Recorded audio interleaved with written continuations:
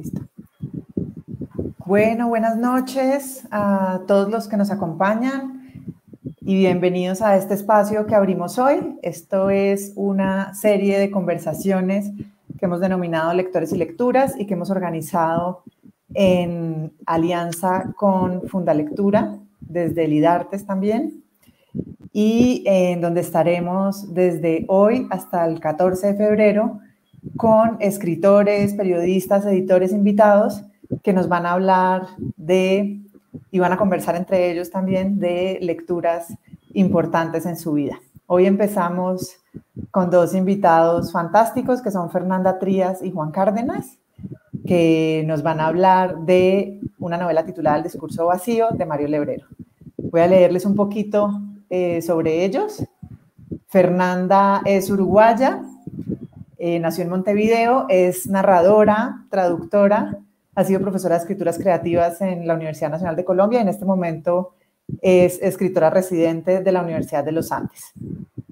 Tiene un máster en escritura creativa en la Universidad de Nueva York, ha obtenido varias becas, la última de ellas fue la residencia de escritores que organizan entre la CEGIP, la revista Ñ y la Casa de Velázquez en Madrid.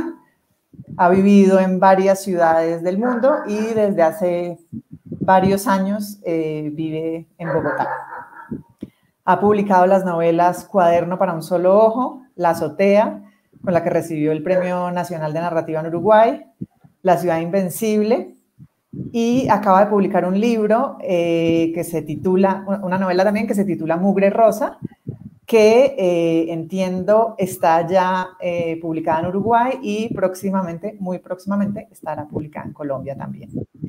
Tiene un libro de cuentos que se llama No soñarás flores, que está publicado por Laguna Libros en Colombia, y su obra pues, ha sido publicado en varios países del idioma español y sus textos también han hecho parte de varias antologías de narrativa latinoamericana.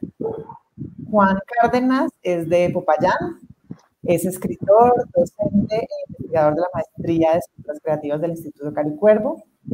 Ha publicado las novelas Zumbido, Los Estratos, Ornamento, Tierra de las Provincias, y un librito, digo librito por su tamaño, precioso, que es Tú y yo, una novelita rusa, que publicó con Cajón Desastre. Sus novelas actualmente están siendo, las últimas han sido publicadas por Tusquets y en este momento están siendo reeditadas y saliendo en unas bellas ediciones en la obra completa en Tusquets. Tiene también dos libros que aquí los anoté como de relatos, pero uno de ellos diría que no son precisamente relatos, que es Carreras delictivas y Volver a comer del árbol de la ciencia, en donde se pisa la línea con el ensayo.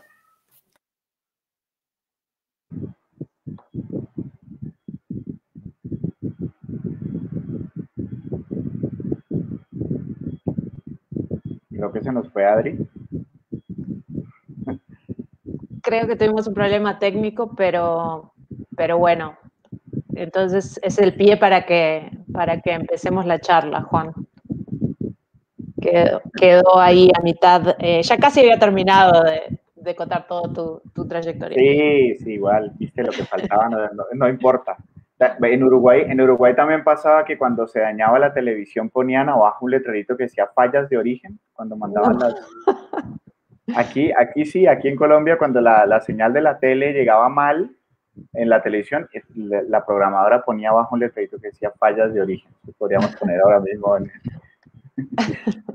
Bueno, fallas de origen. Nos convoca hoy un libro a hablar informalmente y pasionalmente de un libro que es El discurso vacío de Mario Lebrero, del escritor uruguayo Mario Lebrero. El libro ha sido editado por Literatura Random House, acá en Colombia y bueno, y en toda habla hispana. Y yo pensaba que lo primero era empezar, Juan, presentando un poco a Lebrero, porque extrañamente, bueno, él murió en 2004 y hasta ese día era un escritor de culto, ¿no?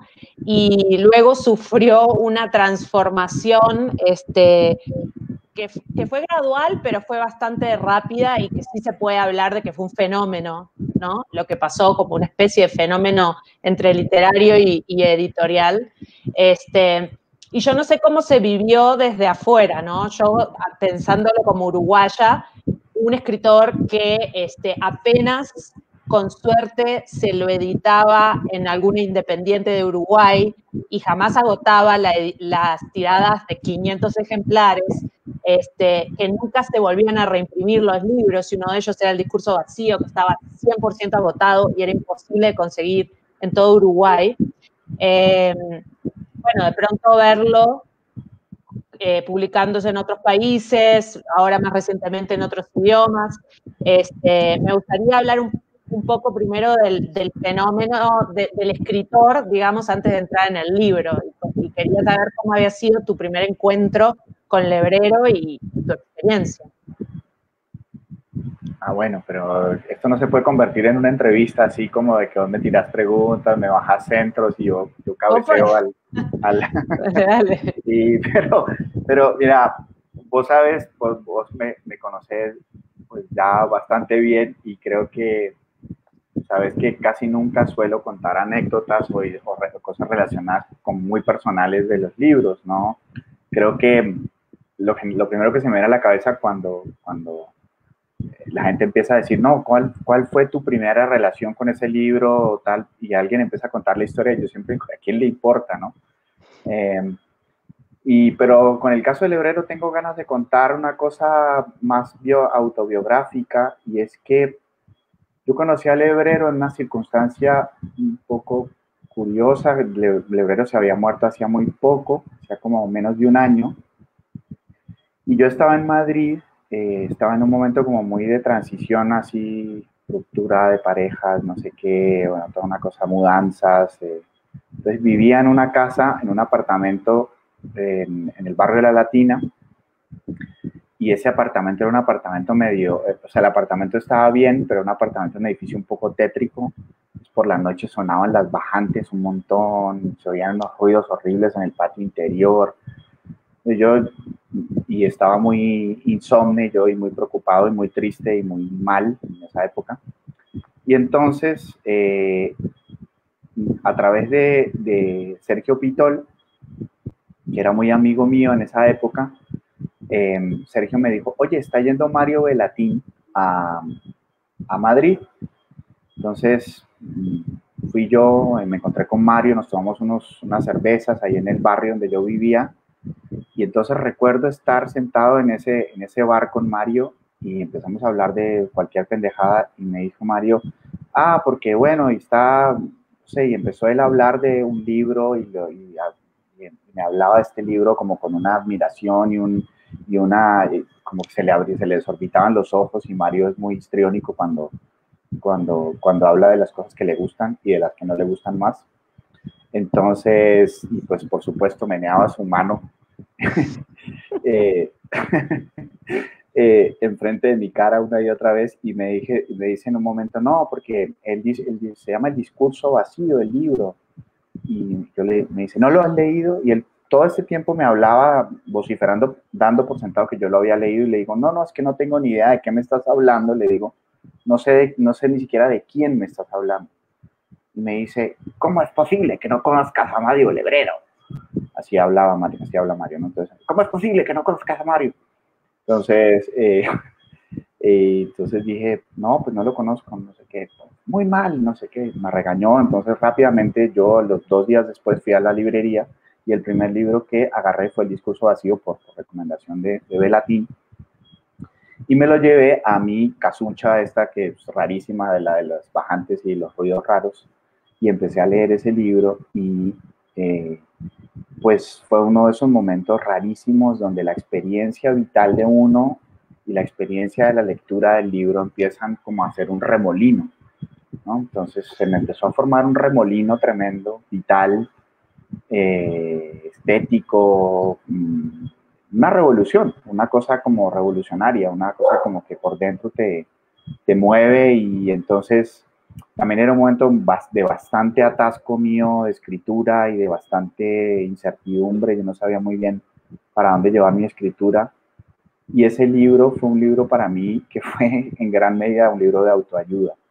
O sea, y curiosamente en sí mismo el libro juega con ese género, ¿no? Todo el rato. Claro. Pero bueno, como dije que no me quiero extender y contar pendejadas y que esto se convierta en un... te voy a devolver la palabra y te toca hablar a vos. No, yo siento que suele suceder o sea, podríamos discutir por qué, pero pasa mucho que genera eso, entrar en contacto por primera vez con un libro de Lebrero, ¿no?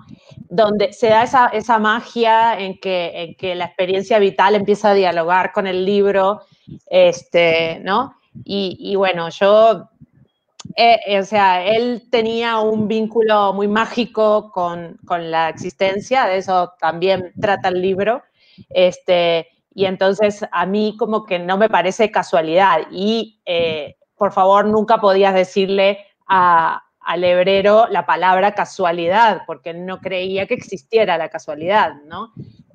Y entonces siempre era la causalidad. Pero Lebrero se hizo más conocido, llegó más íntimamente a los lectores o a más lectores a partir de esta vertiente de su escritura. ¿Qué es esto de lo cotidiano? ¿Qué es esto del escritor bloqueado? Él tiene una poética del escritor bloqueado, ¿no? ¿Qué es esto de, bueno, ya decía, de lo cotidiano y de casi una poética del aburrimiento, ¿no? Que llevó al extremo en su obra que se publicó póstuma, la novela Luminosa, más bien la primera parte, que es el diario. Y es como que la gente la mayoría de los lectores entraron por esa beta, mientras que él tiene claramente dos betas en su escritura. Toda la primera parte de su vida como escritor, se dedicó más a una especie a unos textos que rozaban con lo fantástico, lo onírico, surrealistas en muchos sentidos, y luego, en determinado momento de su vida, que fue cuando yo lo conocí, ¿no? Que fue a partir de cuando se publica este libro, que se publica en el 96, y al mismo tiempo se publica El alma de Gardel, que va por el mismo lado, y ya empiezan a publicarse estos libros. Él cambia por su situación vital, ¿no? O sea, lo que estaba escribiendo estaba reflejando también cómo se sentía él en ese momento vital, que ya era la tercera edad, aunque no era tan mayor, pero vivía como si fuera un anciano, y lucía como si fuera un anciano cuando realmente no era tan mayor. Pero era de un abandono del cuerpo absoluto, ¿no? O sea, él, un niño, el niño Jorge Barlota, ¿no? Fue un niño enfermizo, fue un niño que tuvo que permanecer postrado en una cama durante mucho tiempo, y ahí es donde él empieza a imaginar, y esa relación íntima entre su ser, ¿no? Y la imaginación desbordada.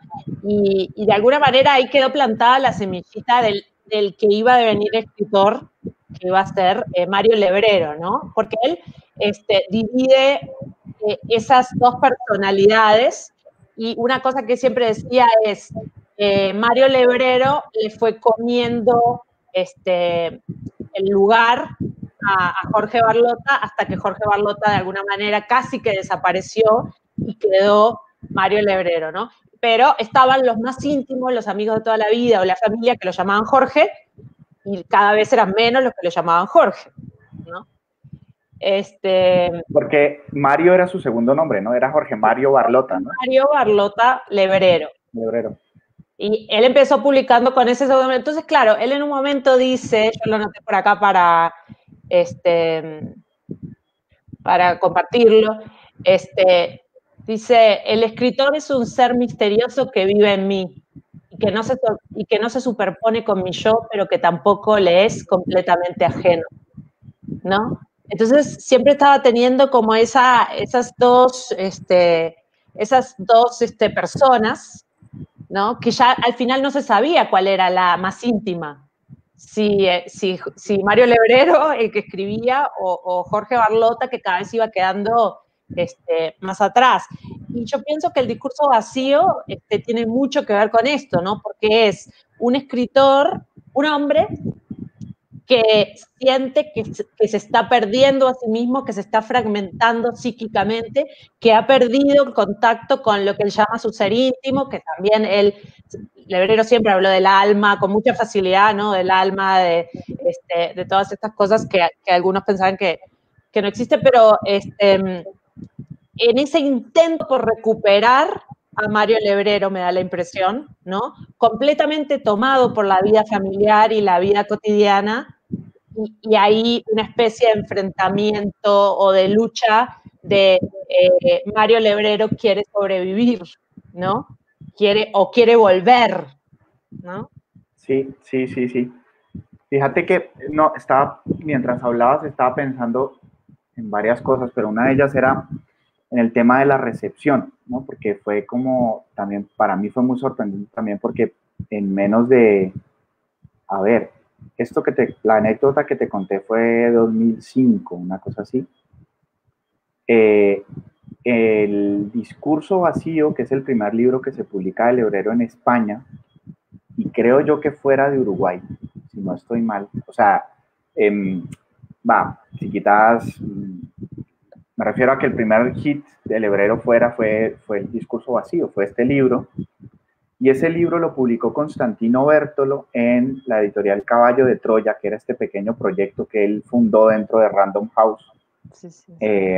Y entonces Constantino publicó el discurso vacío y lo publicó al mismo tiempo que Dejen todo en mis manos, que es una especie como de farsa, de novelita policial, medio chestertoniana, de estas locas, que también esa era otra vertiente que él tenía, que le contaban esas novelas como de detectives locas y hacía estas como novelas de disparate, ¿no? Que a mí también me encanta.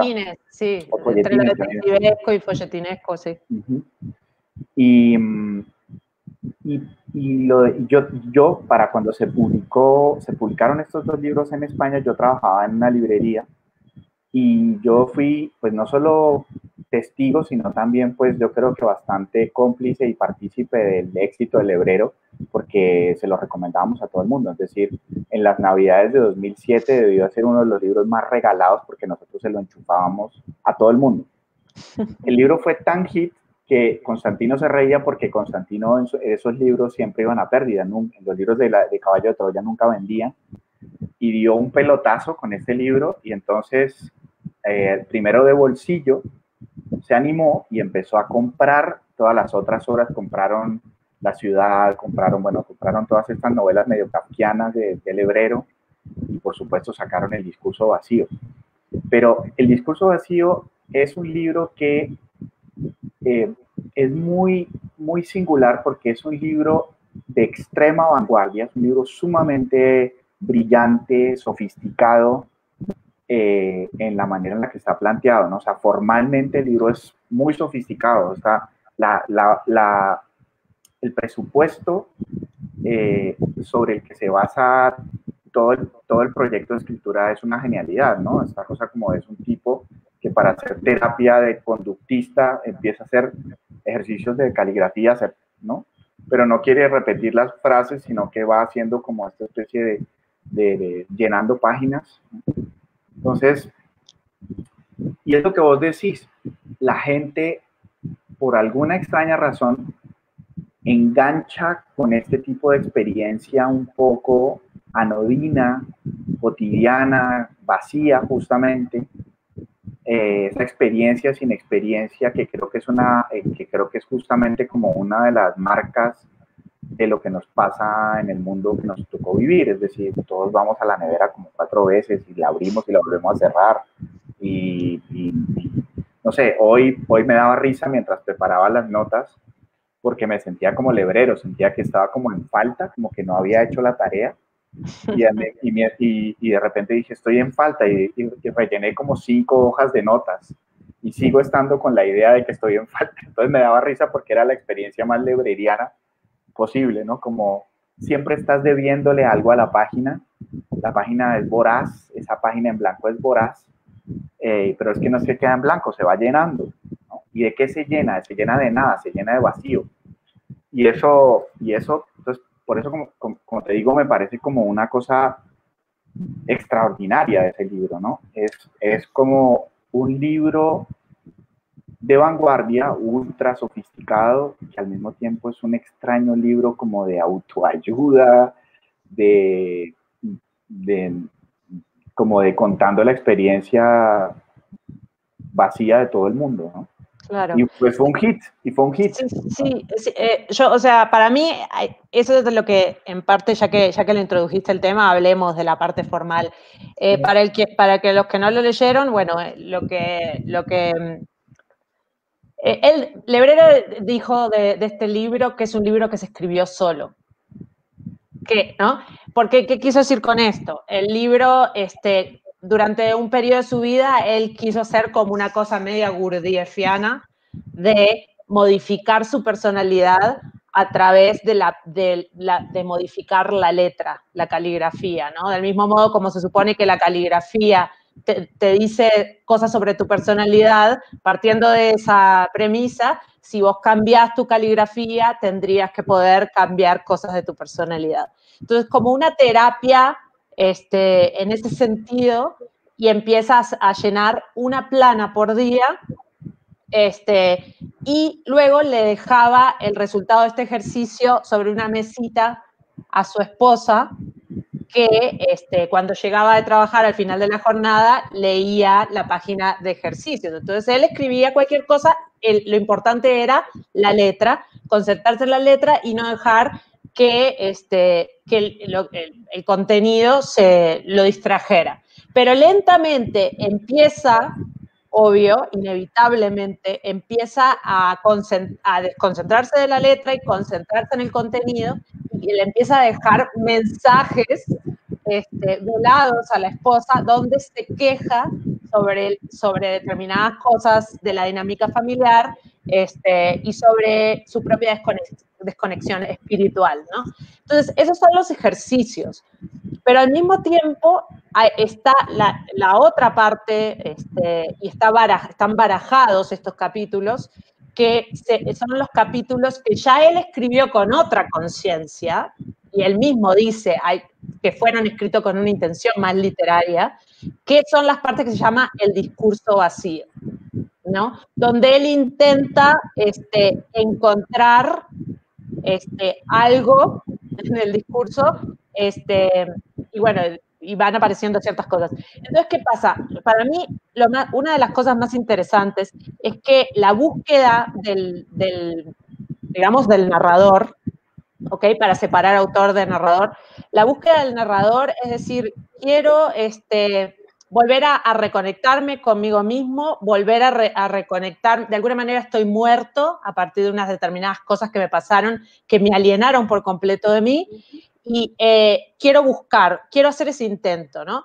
Pero estoy completamente fragmentado y no tengo estructura. Y los ejercicios que voy a hacer tienen que ser una especie de disciplina que me estructuren. Entonces, es un hombre que no tiene estructura y que está desesperado buscando esa estructura, y el resultado es un libro que es estructura. Porque el libro, para mí, es eso que vos decís, formalmente parece como muy simple, pero está muy pensado. Y tiene un epílogo, y tiene un poema al comienzo, ¿no? Sí, y además una de las cosas que a mí más me fascinan es que él, en los ejercicios, él va diciendo cosas como, él escribe cosas como, no, la U, escribí usted porque necesitaba practicar la U. O empieza a decir cosas como, no, me está quedando, hoy la letra me está quedando muy bonita, me está quedando más gordita, no como esa letra de antes que me quedaba no sé qué. Es decir, y al hacer esto, al hablar de ese manuscrito, literalmente ese manuscrito hecho a mano, perdón por la redundancia, pasa algo muy loco, y es que vos estás leyendo un libro impreso pero lo que está contando la narración de adentro está hablando, tiene una relación consigo misma que es como si el texto fuera manuscrito. Entonces, el texto empieza a volverse como un texto fantasma, ¿sí? Porque vos no estás leyendo el original, vos estás leyendo la copia impresa. Entonces se produce como una disociación, como un hiato entre la letra impresa y la letra manuscrita. Entonces, es como que vos estás todo el tiempo leyendo un fantasma. El texto se vuelve un fantasma del texto caligrafiado.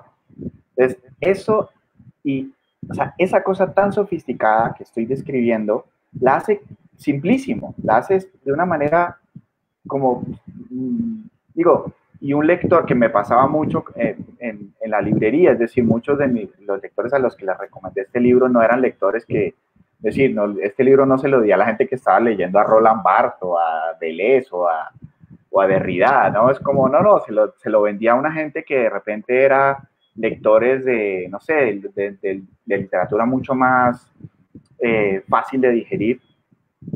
Y a estos tipos eso les chupaba un huevo, les daba igual que eso fuera así, y lo disfrutaban, es decir, entraban perfectamente y al mismo tiempo el tipo que está leyendo Derrida dice, para un segundo, este tipo es una bestia, lo que está haciendo es brutal, ¿no? Entonces, toda esa capacidad de hacer eso de una manera tan sencilla, tan fácil, de hacerlo parecer fácil, me parece que eso es una obra de un genio. Sí, y ahí es donde está la mano del autor, porque él lo supo, él es parte de yo creo que parte de su genialidad y parte de su personaje es que él decía, y si vos eras tallerista de él, se lo creías, él hacía como si él no reflexionara sobre sus textos. Y era el apóstol de la intuición. Pero el libro, acá hay un autor que pensó esto, porque él cuenta cómo fue que se dio cuenta que había un libro. Él tenía todos esos ejercicios que le habían quedado ahí y un día limpiando su escritorio encontró toda la masa de ejercicios y obviamente los iba a botar. Y cuando estaba llevándolos al basurero, leyó una frase y dijo, ay, esto me interesa, lo voy a releer. Y cuando lo releyó dijo, acá hay un libro. ¿Ok? Pero tenía que irlo, pero realmente el trabajo, luego de que el libro ya estaba, el trabajo era la estructura. Ese poema que está al comienzo, como una flecha que te está diciendo de qué va a ir en el subtexto esto, ¿no? Ese poema que es tan emocionante, ¿no? Donde habla de esa búsqueda. Luego viene como un mini capítulo que no es todavía ni los ejercicios ni el discurso vacío, simplemente cuenta un sueño sobre un fotógrafo que va fotografiando el caos, ¿no? Y también te está hablando de lo que viene después. Tiene muchas partes y todos los engranajes están dialogando uno con otro y de una manera muy pensada. Es que ahora que me decís eso, yo creo que, porque esto ya, digamos, en otras charlas que hemos tenido informales me lo has contado como de esa especie como de reacción del hebrero contra la intelectualización extrema, ¿no? Como el tipo era, no, basta, eso es paja mental, no sé qué, no, la intuición y los sueños y el inconsciente y los accidentes y a mí no me extraña en lo más mínimo, pensándolo con más detenimiento, no me extraña en lo más mínimo que el tipo haya acabado siendo un apóstol del accidente y un apóstol de la ocurrencia y de todo esto, y de la intuición, porque si uno lee los primeros libros del hebrero, si lee ciertos libros del hebrero, uno se da cuenta de que es un tipo obsesivamente racional. Es decir, esos textos, es decir, racional hasta lo maníaco. Entonces, un texto como Un lugar, por ejemplo, ¿no? Una de sus novelas. El lugar.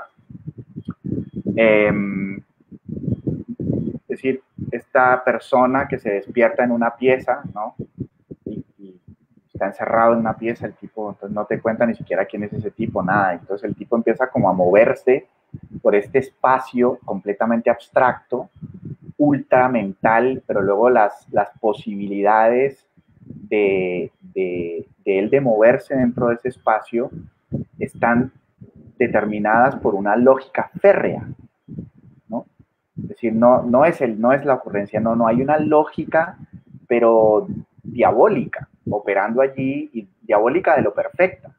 Entonces, cuando uno lee un texto como ese, uno dice, es que era un torturado, llevaba la racionalidad hasta un extremo, al extremo de la locura máxima. Entonces, no me extraña que él, con el paso de los años, haya ido derivando hacia este tipo de escritura, ¿no? Que es una escritura que justamente trata de captar el caos, que trata de captar la no experiencia, que trata de captar ese vacío, o esa especie como de forma de lo informe, digámoslo así, cómo se le desparrama a uno el tiempo, y que haya terminado siendo eso que vos decís, ¿no? El apóstol de la intuición.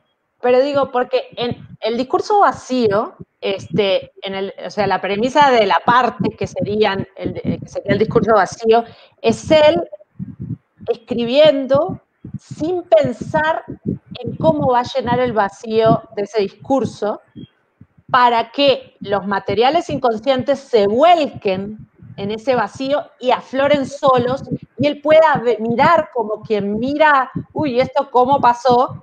¿Qué es lo que afloró? Y ahí empieza a aflorar algunas cosas que se empiezan a repetir, se le empiezan a imponer. Y yo creo que todos los que escribimos podemos conectar con esa sensación de aparece una cosa que se te empieza a imponer, ¿no? Y entonces él nota que vuelve a aparecer el perro. Entonces el perro empieza a meterse en el discurso. Y como él es muy lúcido, se da cuenta del poder simbólico de los elementos que empiezan a aparecerle ahí. Entonces, este perro que está ahí con una reja, con unos alambres, y mirando hacia afuera, y hay como un pequeño hueco en el alambre, y él dice, yo podría abrirle el hueco para que el perro pueda salir ¿no? hacia la libertad, pero no lo voy a hacer. Él tiene que abrirse el hueco solo. Y luego, obviamente, él problematiza eso porque él mismo dice, yo sé lo que usted está pensando. Usted está pensando que yo soy el perro y que soy yo el que tengo que ganarme mi propia libertad. Entonces, ¿qué pasa? Como él es muy lúcido sobre todo lo que va él mismo analizando todo lo que se le va apareciendo en el discurso, y se te adelanta, porque antes de que vos lo psicoanalices, él te lo dice. Sí. Y le da otra vuelta de tuerca. Ay, pero hay una parte donde dice una frase que me la tatuaría, que es como, aquí lo prioritario es la letra, no el estilo, dice en un momento, ¿no? Que es como lo que te habla a la vez de una cosa muy paradojal, porque es como es un texto donde evidentemente está toda esta dimensión psicológica, toda esta dimensión de lo inconsciente apareciendo, ¿no? Pero toda esa dimensión psicológica surge a partir de la letra, es decir, de la relación con lo más material, con lo más concreto, con lo más microscópico, y no con esta cosa, es decir, no es un ejercicio proustiano, digámoslo así, ¿no? Como de alguien que se pone ahí a evocar y entonces se inserta como... Es la anti-inspiración. Es la anti-inspiración. Es la anti-inspiración. Yo soy un escritor que necesito escribir, pero no tengo nada de lo que escribir porque estoy completamente hacia afuera, ¿no? Tomado por el mundo. Y entonces, ¿qué hago? Bueno, y yo el gesto, como soy escritor, el gesto lo hago. Y es el gesto lo que está acá. Sí, exacto. Sí, eso es. De hecho, hay una parte donde lo dice, a ver si lo encuentro aquí, dice una cosa buenísima, dice, voy a leerlo, es como media página, es un trocito. Dice: tengo plena conciencia de que estos ejercicios caligráficos han ido derivando en ejercicios narrativos. Hay un discurso, un estilo, una forma más que un pensamiento que se impone ansiosamente a mi voluntad. Y mira esto, la hoja en blanco es como un gran postre de chocolate que mi régimen me prohíbe comer y que derrota a mi voluntad. Es buenísimo porque es una inversión total de la mitología del pánico a la hoja en blanco. Es decir, la hoja en blanco no es la cosa que se queda ahí vacía, esperando, y entonces el escritor está como aterrado y no puede ya. No, es todo lo contrario, es el pastel de chocolate que el tipo no se puede aguantar y comérselo, y se llena de... entonces, esa cosa entre la prohibición, entre la restricción autoimpuesta, ¿no? Y una reflexión obviamente al final sobre qué es, sobre cómo y bueno, que de nuevo está muy presente en esos textos viejos, en esos textos de esas novelas, La ciudad, el lugar, ¿no? París, ese tipo de textos donde es la restricción la que hace posible el disparate, es la restricción, es el encierro la que hace posible el chispazo, ¿no? El fogonazo de genio. Eso es muy, muy raro. Sí, bueno, sí, es como el fútbol, ¿no? O sea, hay una restricción y es que la pelota hay que tocarla con el pie. Y esa es la gracia de todo el juego. La restricción, además, autoimpuesta, porque unas personas un día dijeron, vamos a jugar este juego, ¿no? Que es, no se puede tocar con la mano, tiene que ser con el pie, que es más difícil. Y ahí nace todo el arte que se puede hacer a partir de una restricción, ¿no? Vos mencionaste a Proust, y ya que lo mencionaste, yo pensaba que acá en el discurso vacío hay mucho de su poética, de cómo él entiende la escritura, ¿no? Y aprovecha para hablar mucho de eso. Y hay un momento en el que él dice, él cuenta sobre la gente que viene y le cuenta una historia, y le dice, tengo una historia para vos que sos escritor. Y le cuenta una historia casi siempre increíble o lo que sea, ¿no? Y le dice, bueno, ahí tiene la historia, puedes escribirla si querés, como que te la regalan, como todo un gesto magnánimo, y uno cuando le dicen eso se queda como, ok, ¿yo qué hago con eso, no? Y entonces él habla de eso y dice en un momento, cree la gente de modo casi unánime que lo que a mí me interesa es escribir, lo que me interesa es recordar, en el antiguo sentido de la palabra, recordar igual despertar. Y luego dice, si escribo es para recordar, para despertar el alma dormida, avivar el seso y descubrir sus caminos secretos. Mis narraciones son en su mayoría trozos de la memoria del alma y no invenciones, ¿no? Y ahí él le mete uno de sus conceptos que a nosotros, los jóvenes que lo rondábamos y que aprendíamos de él, siempre nos lo decía, la diferencia entre imaginación e invención, ¿no? Cuando vos estabas escribiendo algo que él le sonaba totalmente deshonesto, él te decía, no inventes, estás inventando. Y eso es lo que él te estaba tratando de decir, es que se notaba la legua que vos no tenías ninguna necesidad de escribir eso, ¿no? Mientras que la imaginación, él la acerca mucho más a esto de recordar, y para él recordar es como rescatar pedazos de, no sé, él dice del alma, ¿no? Podríamos hablar de qué es el alma, pero... Sí, donde el hebrero dice alma, yo pienso en deseo, ¿no? Es como una flecha, que es lo que te dirige realmente, el alma te la dirige hacia alguna parte, ¿no? Es el deseo, sí, es como el deseo, el objeto del deseo obviamente es invisible, no existe, no está en ninguna parte, pero ese objeto del deseo es lo que pone en movimiento todo lo demás. Y en la escritura creo que pasa eso de una manera muy evidente. Y en el caso del hebrero, y sobre todo en el caso de todas estas serie de como de libros autobiográficos o libros, no sé ni cómo llamarlos, porque de estos libros literatura extraños, del yo, le dicen. no sé, qué No sé. etiqueta más pelotuda. No, la odio, pero Como si hubiera una literatura del otro, no sé. no digo, pues en realidad toda la literatura es del otro, pero o del o yo, sea, qué sé yo. Para mí pero todas del yo, o sea. sí, Sí. yo qué sé. No importa.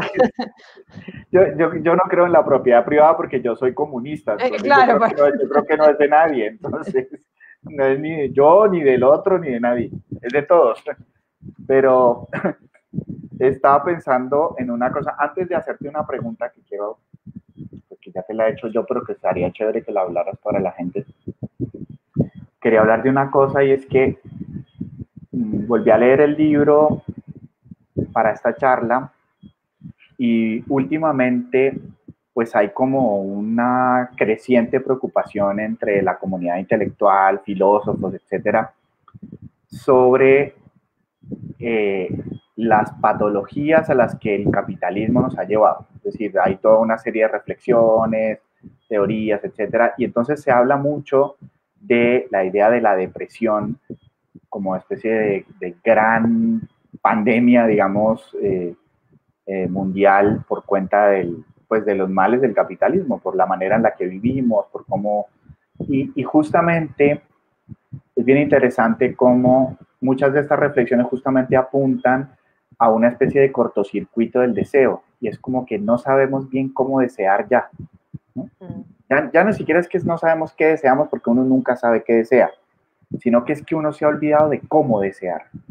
Pues que el deseo está como anquilosado, como fosilizado. Entonces, y uno, pues uno vive, uno hace sus cositas, uno trabaja. Creo que en esta pandemia, por supuesto, todas estas cosas se han multiplicado por 20.000, pero digamos que de esto ya se venía hablando hacía un buen tiempo y me fue imposible leer el libro del Hebrero por fuera de esa clave esta vez. Si pensaba en esa relación entre deseo y depresión, leyendo el texto ahorita, y pensaba en lo increíble que es la máquina del hebrero, porque la máquina del hebrero hace una cosa espectacular. La máquina del hebrero agarra la depresión, la depresión, esta depresión que viene justamente de la fosilización del deseo, de que el deseo está fósil, agarra esa depresión y la transforma como en una melancolía productiva. Es decir, no se te va a ir el malestar, no te vas a curar, no vas a ser un buen ciudadano después de que...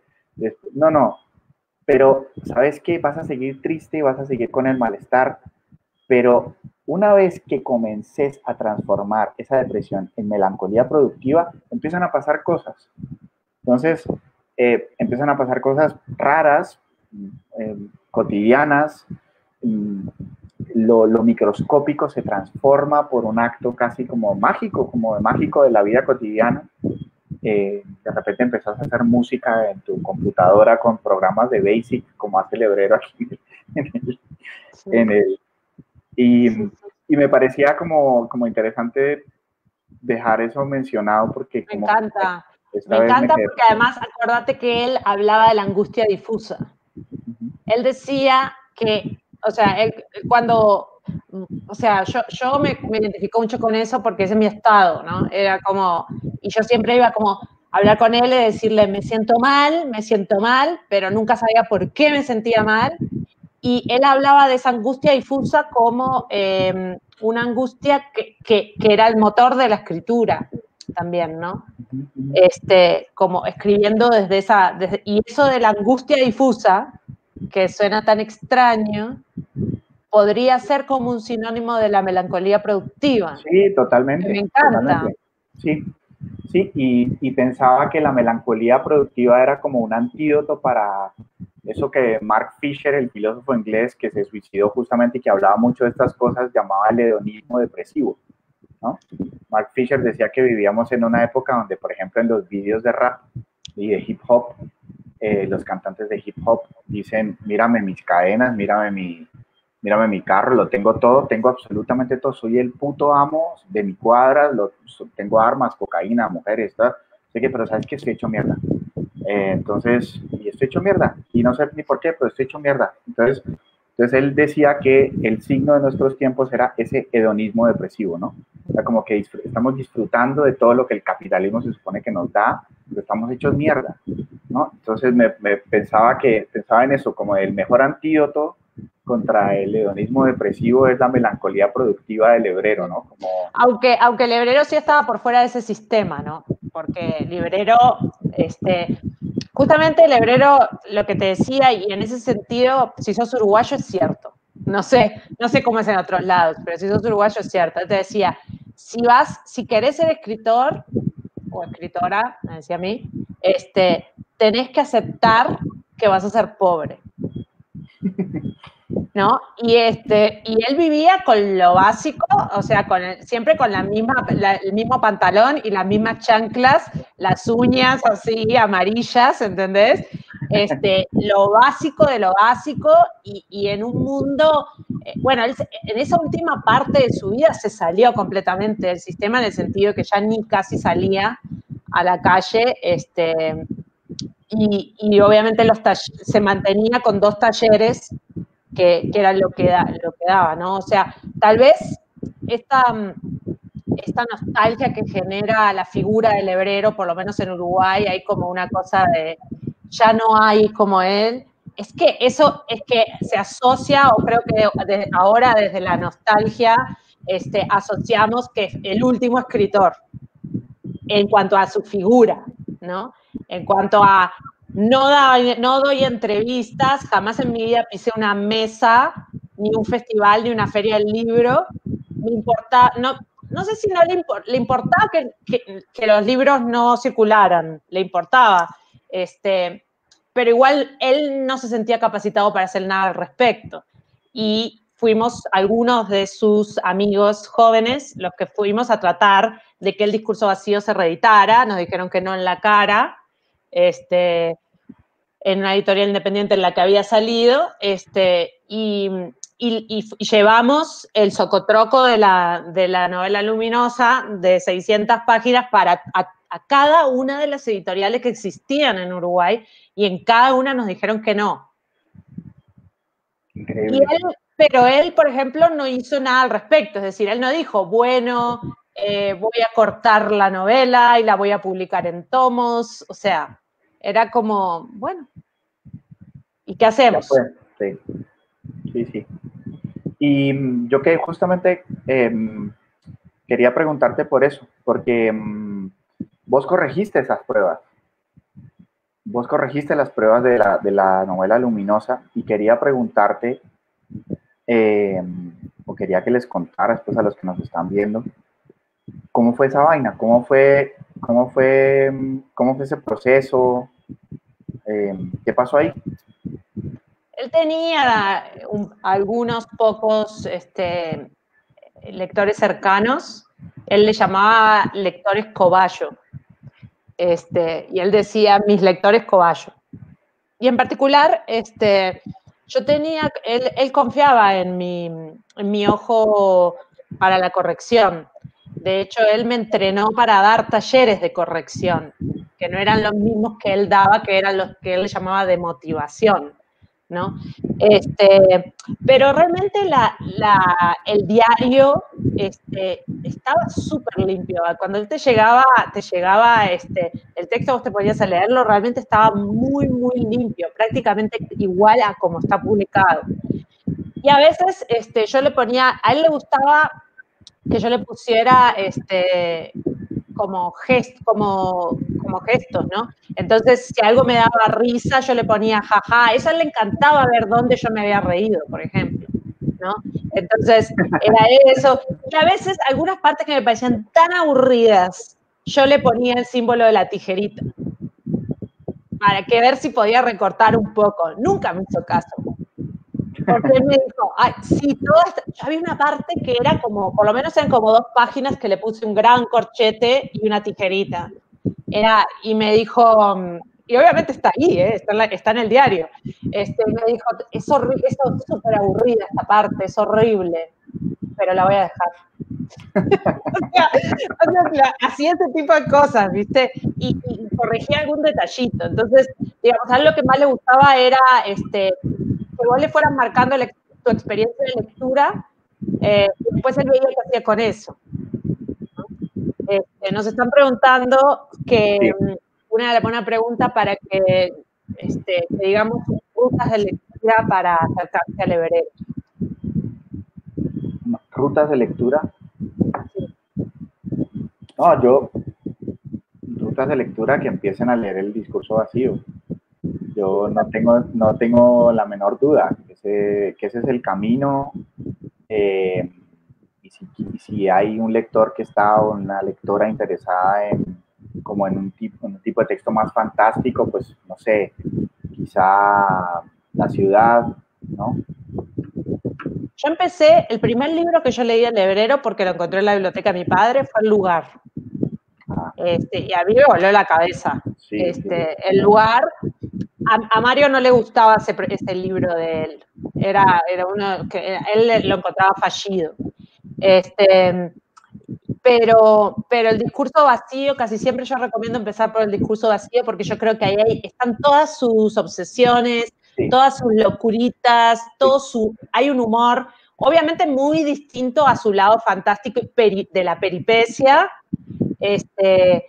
No sé, también Diario de un canalla es una buena manera de entrar, porque mezcla eso espiritual también con una especie con sus obsesiones. Sí, los cuentos de La máquina de pensar en Gladys también me parece que podría ser una manera de entrarle a ese lado, a su otra vertiente. Y esos cuentos de La máquina de pensar en Gladys están publicados acá en Colombia por Laguna Libros. Una edición muy linda. Entonces esa sería como otra manera de entrar por el lado más imaginativo. Sí. ¿Abrimos para preguntas? Por si la gente quiere preguntar cosas o ¿qué hacemos? ¿Seguimos? Nos quedan 8 minutos. No sé si alguien quiere hacer una pregunta y se la respondemos. A ver qué nos dice Angélica detrás de cámara.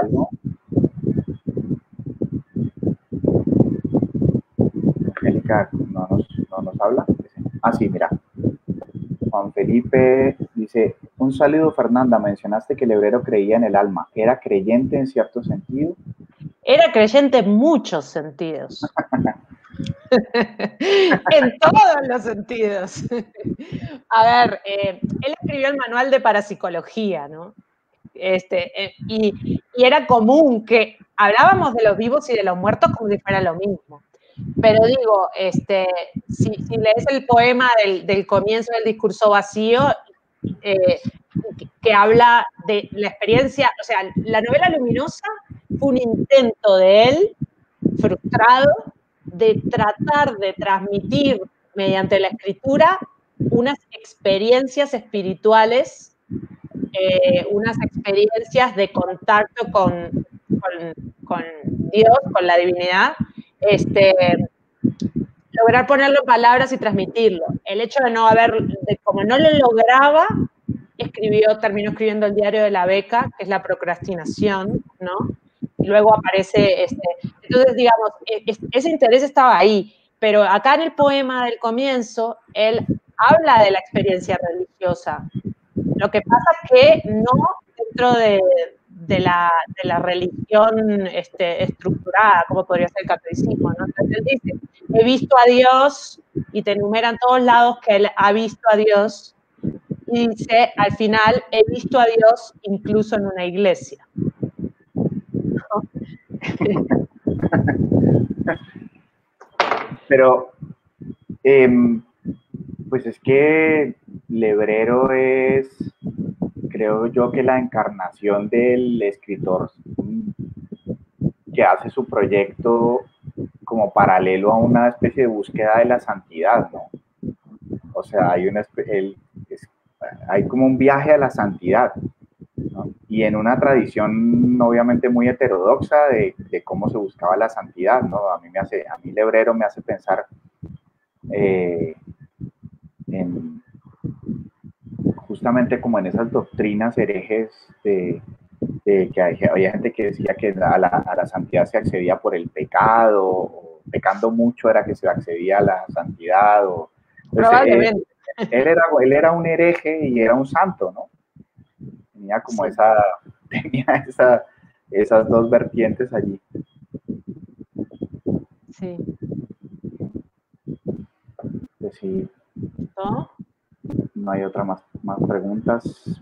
Público, aprovechen que tienen a Fernanda allí. Bueno, pero fue casi como si lo hubiéramos preparado, como el tiempo que nos llevó lo teníamos. ¿Viste? Sí. Fue como intuitivamente cronometrado. Creo que sí, es cierto. Bueno, no hay más preguntas. Entonces Bueno. nos despedimos con esta invitación de que lo lean, que no les va a defraudar, que les va a generar algún tipo de experiencia. Y nada, Juan, gracias por la charla No, a vos. A vos. Nos despedimos entonces. Gracias a todos y todas. Nos vemos. Chao, chao.